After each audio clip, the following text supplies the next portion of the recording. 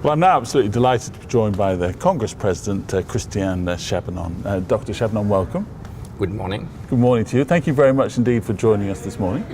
Thank you. Lovely morning here in Marseille, the sun's shining. Yeah, the sun is back.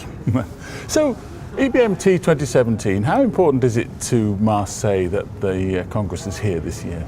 Well, it is great pride and privilege to have the EBMT annual meeting here in Marseille, and a very nice opportunity for all team members at the adult and pediatric transplant program to interact with European colleagues and foreign colleagues.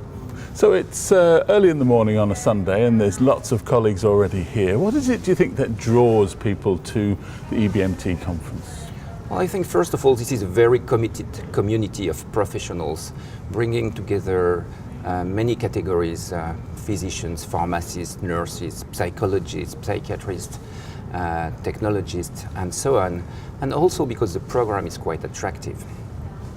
What you say the program's attractive, and I know it is. So what are some of the main attractions in this year's program for you? I think we are really witnessing a major shift in the field. I would say historical or traditional bone marrow is still very much alive with new modalities, and at the same time we see those new commercial cellular therapies entering the market. And of course, we are facing a large number of questions on how these new cellular therapies will add or substitute to the traditional forms of transplants. So one of the new things at the conference this year is C-Day. Tell us a little bit about that.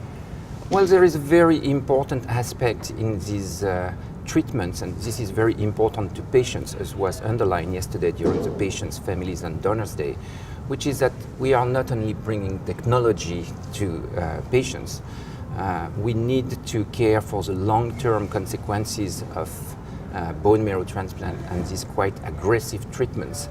And the psychological dimension, both for the patients and the families, is very important. That's what's going to be discussed during the first C-Day. Exciting. Now, also 2017, tell us a little bit about some of the major research that's happened this year. Well, most of the attention is focused on the new cellular therapies entering the market. One of the major questions is the supply chain. How are we going to make those cellular therapies from autologous or allogeneic cells with good collaboration between the industry and hospitals?